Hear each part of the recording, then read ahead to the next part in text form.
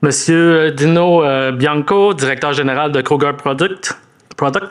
Monsieur Simon-Pierre Monette, directeur exécutif et associé de Boston Consulting Group. Monsieur Louis Langlois, président d'Alcoa Canada. Monsieur Matthew Fraser de Circularity. Mesdames et messieurs, je suis bien fier d'être présent ici aujourd'hui en ouverture de ce panel à titre de représentant de la mairesse de Montréal et aussi de responsable du développement économique au comité exécutif de la Ville de Montréal. Je tiens tout d'abord à souligner que l'urgence d'agir face au changement climatique et à la protection de la biodiversité, on en est de plus en plus conscient et je pense que la tenue de cet atelier-là dans le cadre du Forum international des Amériques démontre qu'on a tous une compréhension. Nous sommes tous conscients qu'il est important d'agir, de revoir notre modèle économique et de faire les choses différemment. L'économie circulaire se présente comme une solution essentielle pour faire face à nos défis. Vous savez, actuellement, une faible fraction de l'économie mondiale a adopté un modèle circulaire. Aujourd'hui, on doit se demander comment on peut accélérer cette transformation-là, comment on peut accélérer le déploiement de l'économie circulaire partout, mais aussi ici à Montréal et au Québec. Comment on peut engager l'ensemble des acteurs de l'écosystème économique pour boucler les boucles, pour favoriser l'innovation, l'optimisation et l'amélioration de nos réseaux. Je suis fier ici de dire que la Ville de Montréal reconnaît l'importance stratégique de l'économie circulaire comme un catalyseur majeur au service de la transition écologique et nous avons fixé des objectifs ambitieux visant à atteindre le zéro déchet d'ici 2030 et à devenir une ville carboneutre d'ici 2050. C'est dans ce contexte que la Ville de Montréal a développé une feuille de route en économie circulaire qui est notre premier document de planification à la Ville de Montréal qui est spécifiquement dédié à cette thématique. Nous l'avons soumis ce printemps à une large consultation publique et nous sommes déterminés à collaborer avec l'ensemble des partenaires du milieu des affaires pour accélérer la transition circulaire de notre économie sur notre territoire. Je suis certain que le panel d'aujourd'hui va enrichir notre réflexion. Notre vision est d'atteindre un taux de circularité d'au moins 17% d'ici 2030 pour l'économie montréalaise en lien avec les efforts internationaux de lutte contre les changements climatiques. C'est énorme parce qu'on est actuellement sous le 5%. Donc, c'est un très, très grand défi qu'on se donne et on est conscient aussi que la transition vers l'économie circulaire ne pourra pas se réaliser sans une très forte mobilisation collective. Donc, je vous lance aujourd'hui un appel à vous engager pleinement dans cette transition, que vous soyez une entreprise, un investisseur, un organisme gouvernemental, un citoyen, une citoyenne, un acteur de la société civile. On a tous un rôle crucial à jouer. En tant qu'entrepreneur, investisseur, innovateur, vous avez la capacité de repenser les modèles d'affaires, de concevoir des produits éco-responsables qui sont plus durables, de favoriser la réparabilité, la réutilisation, le recyclage et de créer de nouveaux emplois dans l'économie circulaire. Donc, je vous invite à vous engager à mettre en place des pratiques responsables et à intégrer les principes de l'économie circulaire dans l'ensemble de vos activités. En tant que décideur public, je nous invite à soutenir activement la transition circulaire de notre économie en créant des politiques et des incitatifs qui vont faire qu'on va pouvoir accélérer les investissements.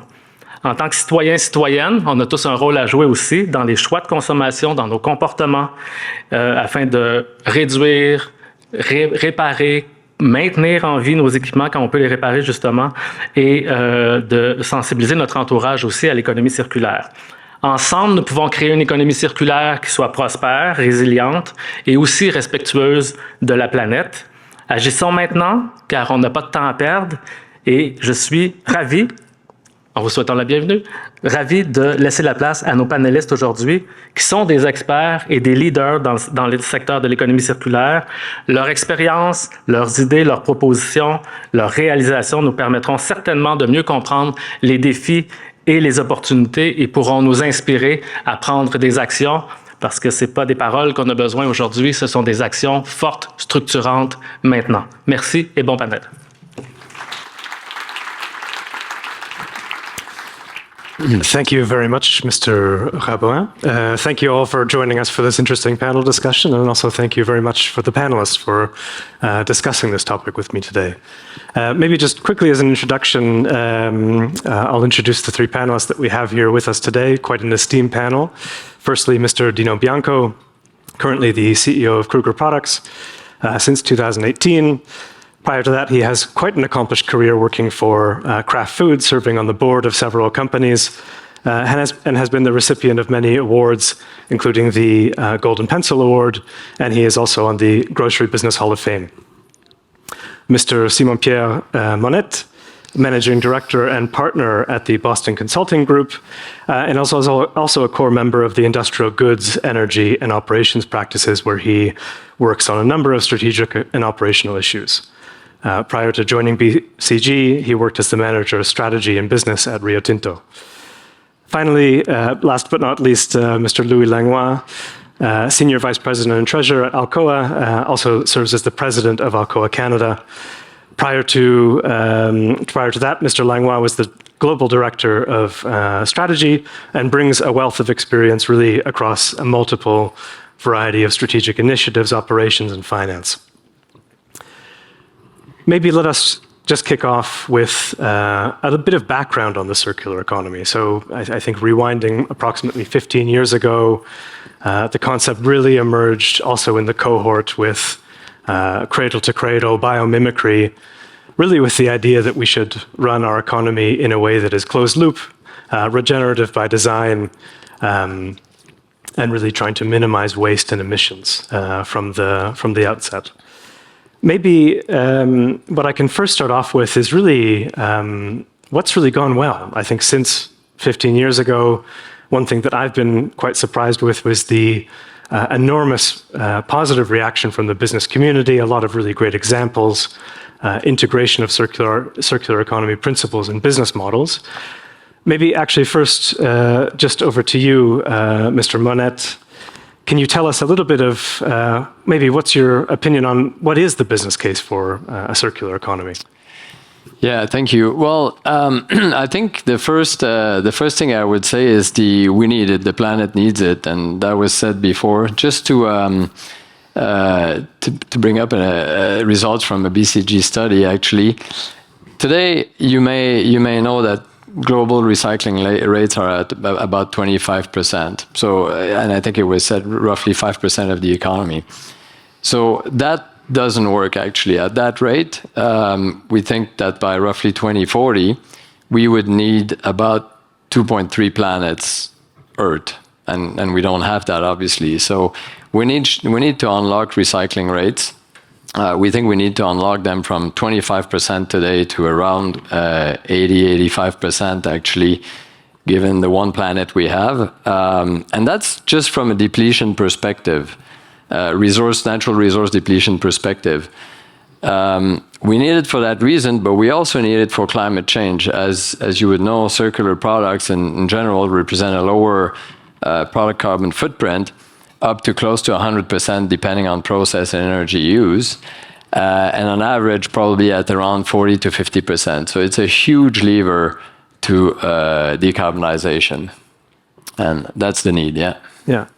And how does that look for you? Maybe I can turn over to you, Dino. Obviously running Kruger Products, consumer-facing brand. I mean, how do you perceive that? And also maybe just give us a bit of a sense of where you're really accelerating fastest towards circular economy.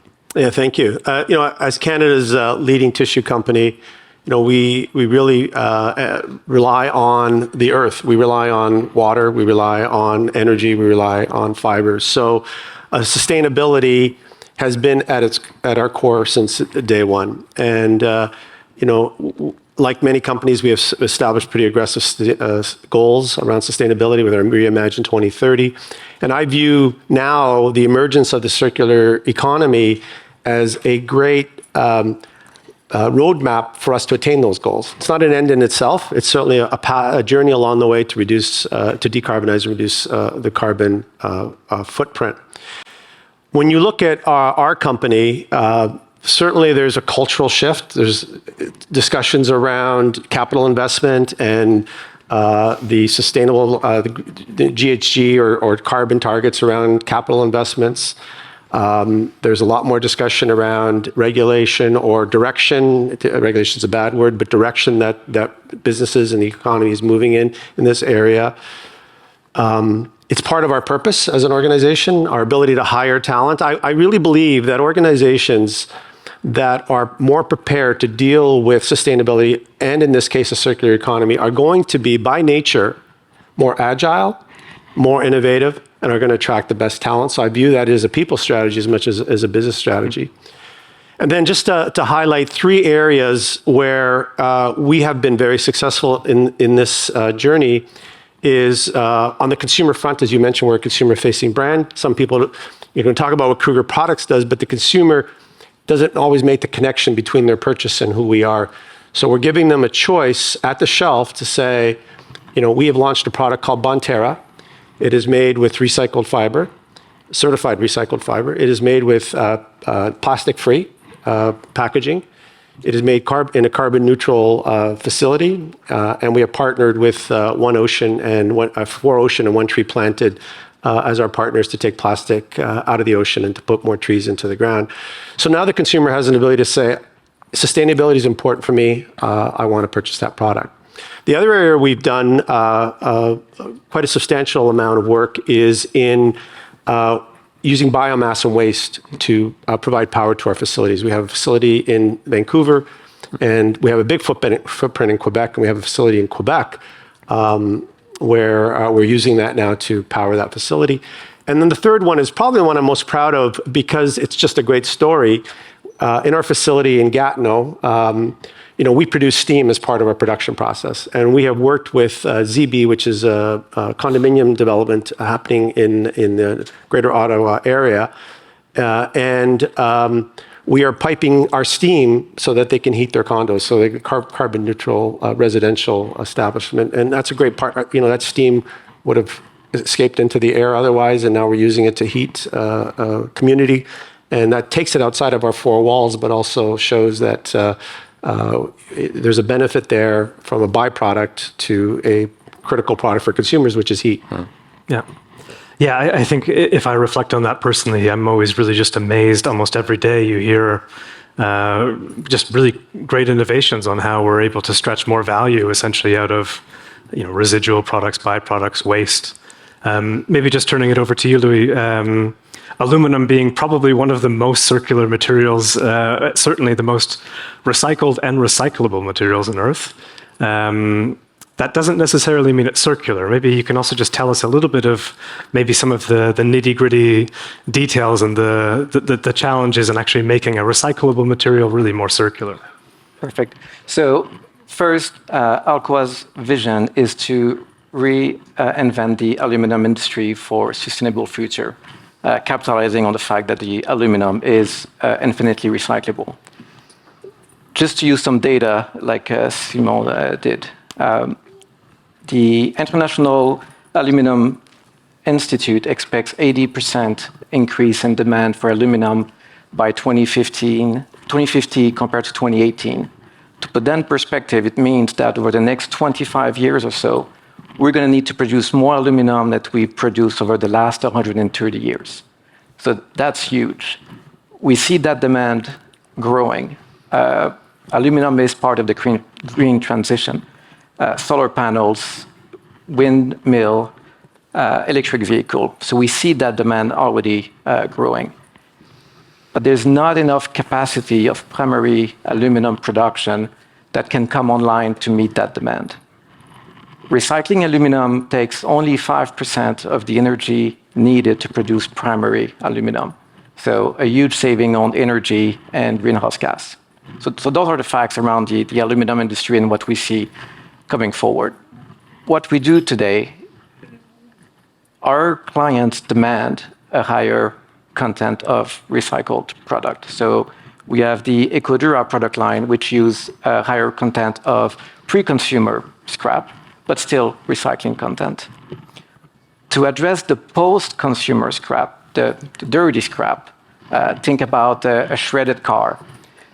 We are developing a technology called Astrea, which basically is able to separate the aluminum from the alloys. And with that, we can then produce high-quality aluminum that can be used in the automotive industry and down the road even into the aerospace industry. So that's a technology that we are developing at the moment. It's still R&D.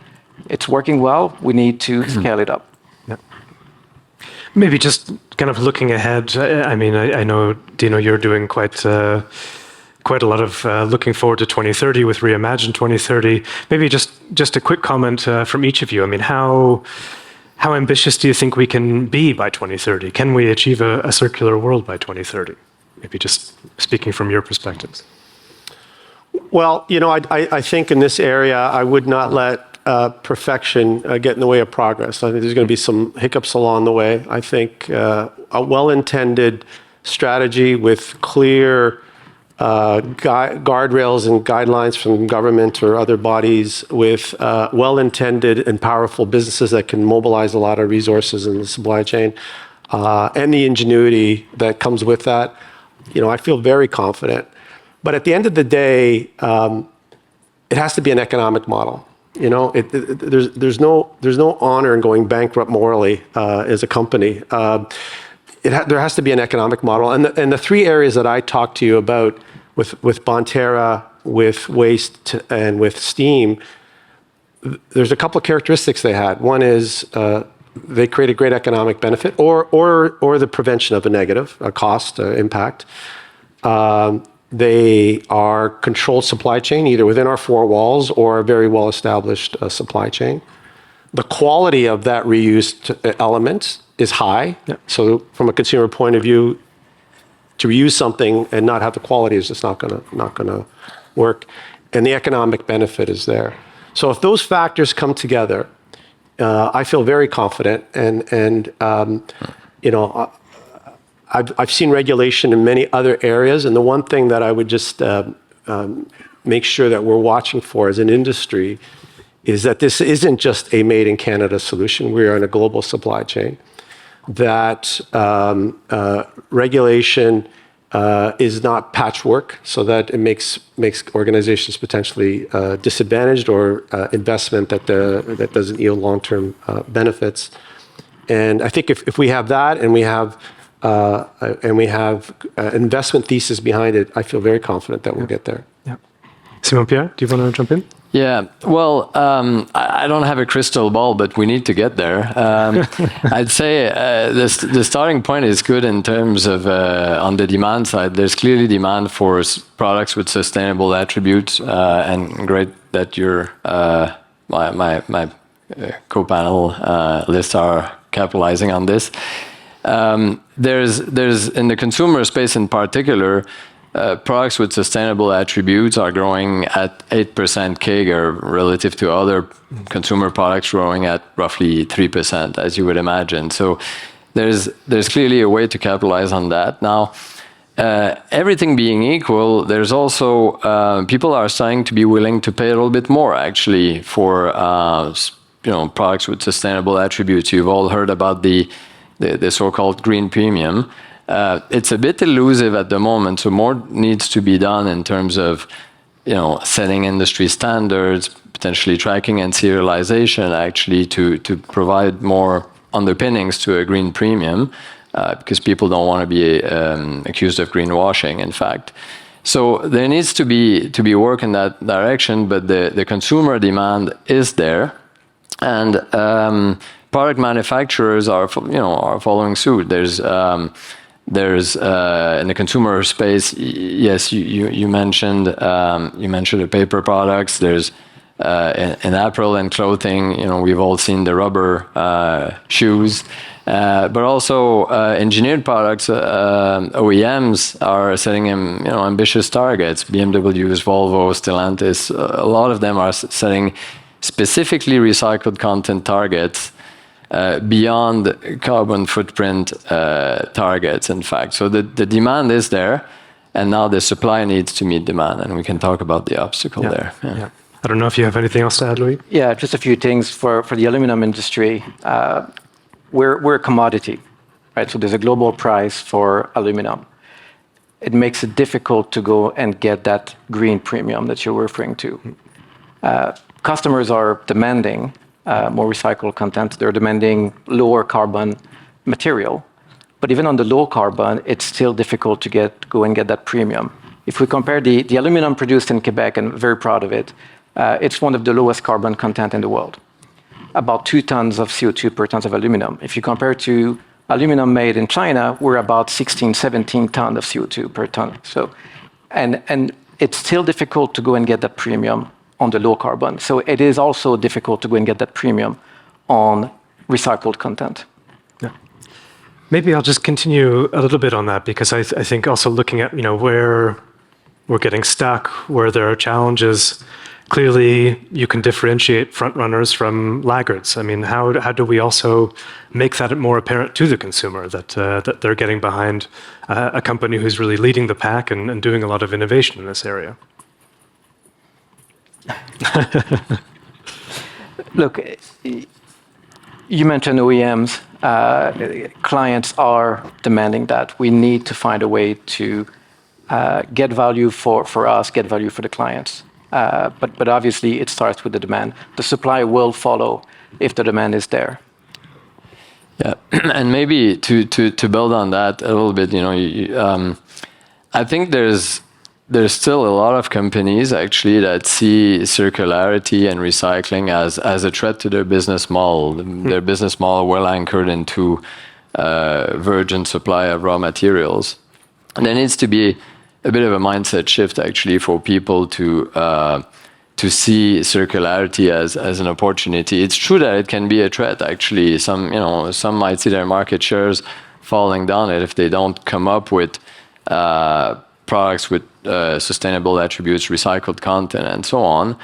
And so we encourage clients in general to embrace circularity, see it as an opportunity. It's an opportunity for growth. Demand patterns are shifting.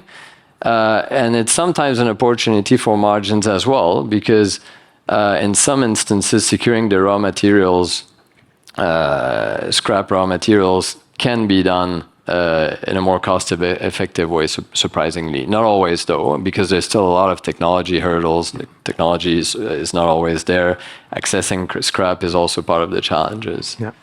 Yeah. And maybe, actually, if I can just linger on that, I think, and Dino, you brought it up. I mean, clearly there's a lot of work that can be done within the four walls of a business, but actually circularity also really impresses upon the need to kind of look beyond, look at community-based strategies, looking across new value chains. Maybe also, could you add a few comments on that, about how we can maybe have more of an ecosystem-based approach rather than a sort of linear value chain approach? Yeah, I'm going to maybe sound a little repetitive, but I think if we've got the whole value chain, global value chain, focused on the right end goal and with the right objectives, we've got an economic model that works, and then you've got the trickle-down effect, which says a consumer wants the product in my business. A consumer wants that product. Walmart then says to me, you better make that product, you better have a low-carbon product, or you're out. That's probably the greatest motivation that I will have to change my business model when a big customer like Walmart or Metro or Loblaws says that. And then, I don't want to make it sound like it's a reactive process, because we're moving forward with that, but that's what drives the change, because then I go to my suppliers and say, this is what I need from you in order for me to fulfill my need. And that trickles way down the whole value chain. And that's what creates these robust infrastructure supply chains, networks, whether they're using existing supply chains and networks or creating new ones. I think the activity and the energy will follow the dollars and the regulation and the demand, and that's what that's how I see it all come together. I feel like a little bit. Most of us, or a lot of us, have probably read the Tipping Point from Malcolm Gladwell. I feel like we're a little bit there. All these little clusters of things that are happening, and yet in some areas there's been good scale. In other areas, it feels like a bit of a cottage industry, and we need to, the scale has to come. It either has to come through regulation, or ideally through a carrot versus a stick, through a tax system, but it has to come through that, or it needs to come through a business imperative, right? And then I think that will rally all these clusters that are happening in different countries and different segments and different areas of logistics and raw materials and so forth, and bring some critical mass. Yeah. Simon-Pierre, you must work with hundreds of different companies. Does that resonate with you? I mean, how do you see it at a broader perspective? Yeah, look, absolutely. I think on the collaboration point, like circular economy, I think requires a greater degree of collaboration, especially upstream. I think the demand signal comes from consumers and retailers and so on, but what we see is a greater need to collaborate upstream with the supply chain, in particular to source high quality scrap. And there's a quality aspect, there's a security of supply aspect here as well. And so to secure the material, but also to invest in technology, sorting, and it's a great example you brought, actually, to source the right material to make products that are equivalent to products being made with virgin materials. So greater collaboration. I think industries within themselves can collaborate more to set standards actually for how do you measure sustainable attributes, carbon footprint, to be a little bit more credible. We see this as an enabler for the green premium. So companies within an industry may take the opportunity to sort of self-define how the industry operates relative to sustainable disclosures. And I think, yes, there's a role for policy, frankly. Landfill remains too cheap. And it'd be great to see, just like we've seen for cars, mileage targets. It'd be nice to see also some recycled content targets. So there's room for everyone to participate. Yeah. Well, just maybe on that kind of broader, enabling ecosystem, let's call it. I think there is also certainly a lot of work for policy. Perhaps maybe we can also just have a bit of a comment on that. I mean, obviously, finance. I mean, how do we kind of unlock the power of finance, or how do we better direct finance toward more circular innovations? Maybe Louis, do you want to have a first go at that? Yeah, before I touch finance, just to add something to what was said before. I focus so far on the recyclable aspect of aluminum, but in our supply chain and our waste that we generate in the process, we are also looking to find people to take on that way. So Dino mentioned heat recovery, right? Today we have heat that leaves our plants and it's just gone. In the past, we would do safely landfill, but of some toxic material. If we can have someone that can take that from us, we're winning, they're winning, right? So we are spending a lot of time to find ways to reduce our environmental footprint by making sure that we find outlet for some of our byproducts. On finances, look, I'm the treasurer for the company, so I can talk about this. We do see financial institutions having a lot greater interest in financing green projects or sustainable projects. There is a part of capital that starts to be reserved or put aside for those types of projects, which makes it very interesting. Investors are asking more and more about our ESG targets or achievement. And the reason for that is it's been shown that if you have an ESG focus, you are overall delivering better value for your shareholders. So the investors are also highly interested in that. Yeah. I would also add to that, I think the Canadian government and the provincial governments have done a great job with providing incentives and subsidies and resources, education, training, R&D to help transition, because most of us have footprints most businesses have footprints that were designed in the 40s, 50s, 60s. I mean, our industry is an old industry. I've got facilities that are 100 years old and equipment that is, brand new and some equipment that's old.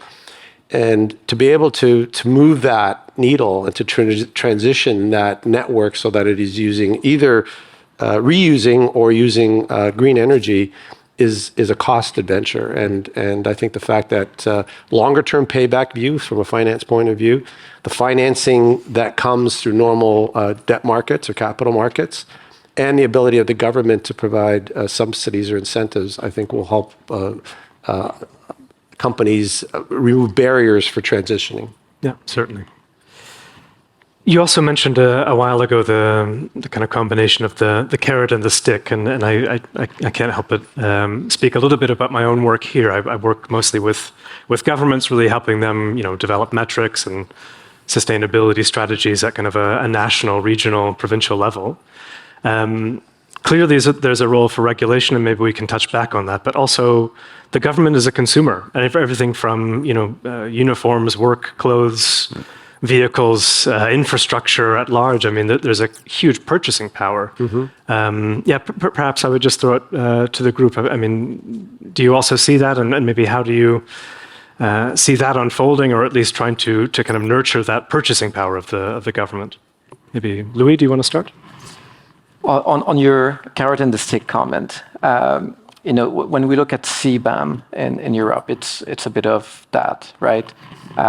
It might be a stick for somebody, might not be for somebody else, and that's where you create that differentiation and either your cost structure or your ability to go and secure customers that are demanding for low carbon products. Yeah. Simon-Pierre? Yeah, well, on not so much familiar with government. I think it's great if government sets circular content targets in their own procurement, because obviously they're a big buyer. We're seeing this amongst industry participants. Actually, the First Movers Coalition in particular is setting to procure. It's basically industry participants that regroup to procure sustainable products in the long run, to essentially aggregate demand, make sure the demand side of the equation is at the rendezvous. So that's another example of collaboration amongst industry participants, actually, to regroup by. Yeah, I would say the same thing. I think you've got large organizations that can influence. You've got industry associations that can punch above their weight. You've got government, who's probably one of the biggest procurers we have, that can really change a supply chain. When I was in the food business, we talked about organic and GMO free. And there wasn't a supply chain, but the moment that Europe got on it, and then certain North American large companies like Walmart and Canadian retailers got on it, we're starting to create those supply chains. Now, when you create the supply chains, you create scale. When you create scale, you create efficiency. When you create efficiency, you create investment, and you create a circular, a virtuous circle, so that you continue to invest to continue to get the return. And that's what has to happen here if we're going to hit that critical mass. Yeah. To add to what Dino was saying about partnerships, and we have an initiative right now with Lafarge, all same, the cement company, as well as some universities, to find a way to transform our bauxite residue into a component that can go into the cement industry. So again, another example of we need to partner with people to find an output for those byproducts. Maybe just on that, I think one thing that and you mentioned it before, but just also looking at kind of new materials, new processes. To what extent do you also see a lot of traction, or at least movement happening in terms of new materials? And perhaps maybe just flipping it to you, Dino, I mean, how do we make consumers a little bit more aware of that as well? Like just recycled content, but also even more circular alternatives. Yeah, I think I'm a consumer-facing organization, so I have a huge obligation to do that. And my brands, whether it be cashmere or Bonterra I talked about, or sponge towel, those are a promise to the consumer. And our vision is to make everyday life more comfortable, and comfortable in the context of not only does the product feel good, but it's ethically, made ethically by a company that has high values and standards across the whole spectrum in terms of how we treat our employees, inclusion, and so forth. So I think, Simone mentioned that there's a green premium. Consumers are willing to pay more, but I think, the consumer wants, in a lot of categories, and mine is probably one of them, certain aspects of food is one of them, they don't want to give up quality. So we got to figure out a way, and I'll be very clear with this group, we can use recycled fiber. Recycled fiber cannot match virgin fiber right now. It can get close, and we're getting better, and I think that's where a lot of the innovation is. We brought our Bonterra product out, we made a big step change in improvement, but it isn't quite there yet. And I think that's where the innovation needs to come. That says, I've got an interested consumer, I've got a closing quality gap, I've got a supply chain now that I know is going to supply that fiber. So I've got security across that supply chain. Now let the innovation, the R&D, people come in and say, okay, how do we now continue to perfect that product to get it to a level where it is matching virgin? Yeah. I see you nodding. Do you also want to build on that one? Well, no, I totally agree. Technology innovation is key to the unlock. We're seeing it across different industries. I know in aluminum as well. Secondary products or value-added products with a portion of secondary content increasingly are competing with primary products and meeting the same material properties. And in bio, in bio waste, wood pyrolysis is third generation wood pyrolysis to generate fuel out of wood is not quite technology mature. We don't have a commercially viable business case. Hopefully it's coming. That would be a major unlock to take the recycling rates from where they are to full potential. So technology investments in technology will remain key actually to unlocking that, and also meet consumer demand for products that don't involve a compromise essentially. Yeah.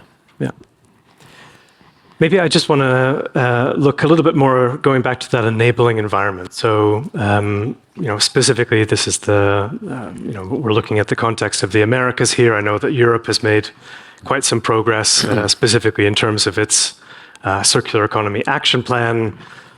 A lot of kind of clarity on targets, even language in terms of recycled content. It helps. It helps create that enabling environment for businesses.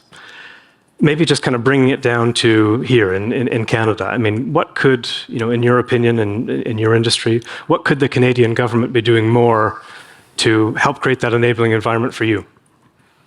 Louis, would you want to start that one? Well, so first the technology side, right? So we're at the R&D phase for the Astrea technology that I explained earlier, which is recycling of post-consumer scrap. All of the byproducts that we have, that some of them are shipped outside. If we can nearshore those and find customers for those in North America, that would be great. Yeah. And really focusing on recycling, to me, it's really recycling post-consumer scrap that today are mostly exported into Asia, China and India. If we can recycle that content here, instead of mining bauxite in Australia and Brazil, we can be mining scrapyards and recycling those items. Yeah. Dino? Yeah, I would say, certainly you mentioned Europe is a lot further than we are. Interesting enough, a lot of our equipment comes from Europe, so we're seeing where they're going. You asked how the government could help. As you know, I am a North American company, I'm not a global company, but regardless whether I'm a global company or North American company, I think if the Canadian government or the governments, other governments that are emerging in this area are better off trying to force a global solution versus a made in America, made in Canada. Because if you're a company that is operating globally, or at least even if you're not operating globally, but you're relying on global supply chains, to have a patchwork of targets and regulations will be a disaster. You'll never get scale. You'll never get efficiency. Yep.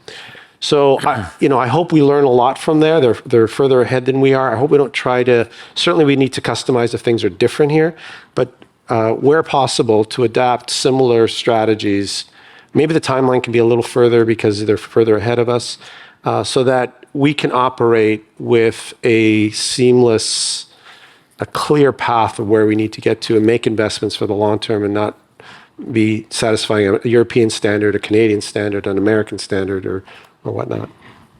Great point. Simon-Pierre?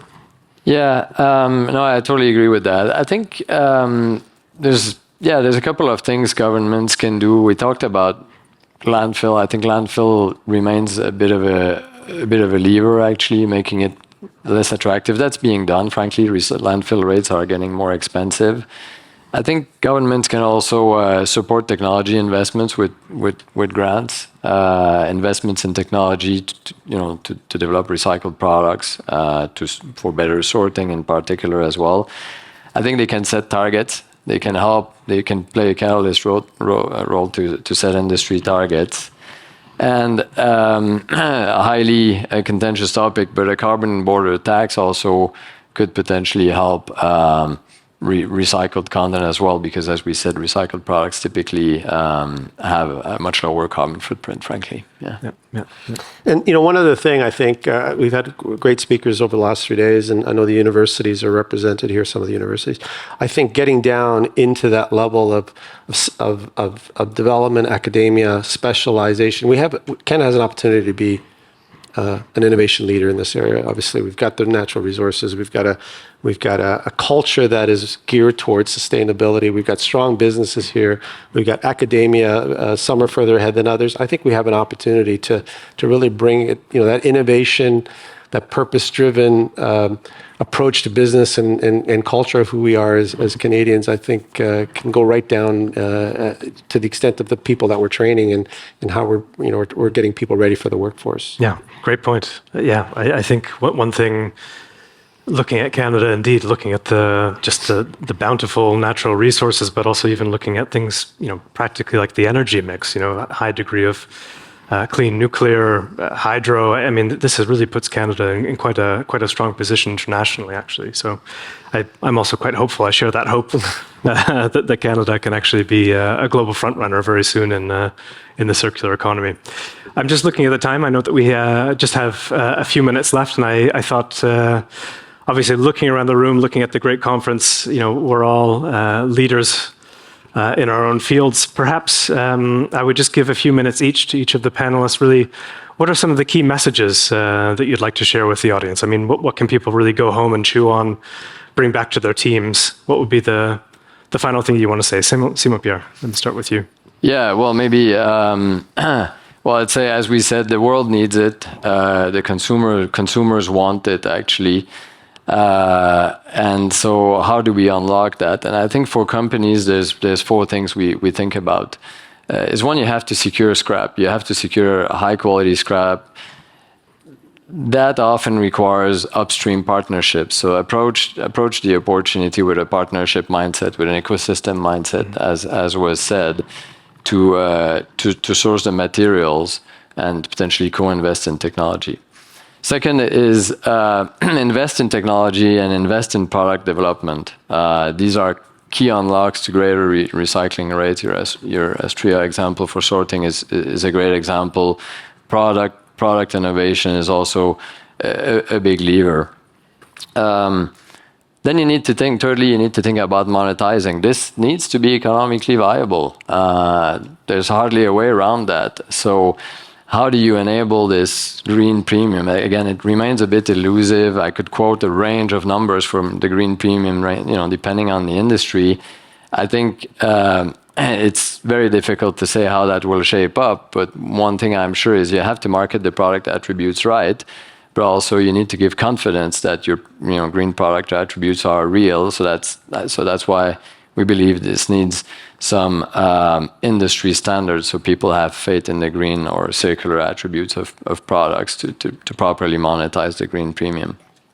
And then finally, shift the mindset, from threat to opportunity. Think about business model innovation. I'd just like to wrap with one example of a company we helped, an American tire distributor. That's literally their name, and they're a tire distributor.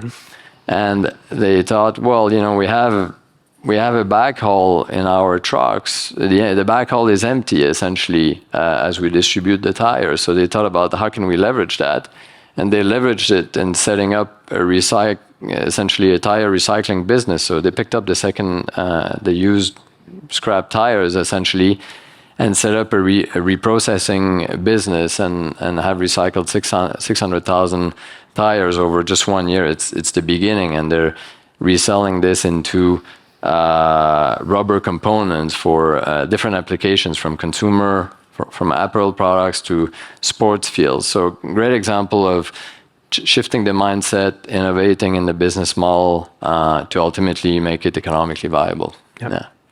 And that's a good point. Maybe I can also build on that. I think oftentimes it's not just looking at byproducts or kind of lower value opportunities for waste, but also even upcycling. Really looking at where can we find high value reuse opportunities. Louis, what would your final message to the audience be? So the aluminum is the unsung hero of the green transition. Yeah. The world needs aluminum. What we need to do to continue our path on the circular economy is investment in technology. So I mentioned one. We have other technology that we're pursuing, partnerships, innovation, and we need policies to help us and help our clients and help our suppliers to move towards a more circular economy. Yeah, no, great point. Couldn't agree with you more. Dino, I'll give the final word to you. Yeah, just to kind of recap a little bit what I've been saying. As you asked me at the beginning, I'm an optimist. I believe in the power of ingenuity and human nature. So I view this very optimistically. But if I were to go through the cycle of how I think we get there the best way, is I think it needs to start with align global policy and a system of incentives and barriers that guide business as a guiding hand. And I do say global because I've lived in a world where you have a patchwork, even interprovincial differences that make it impossible to get scale.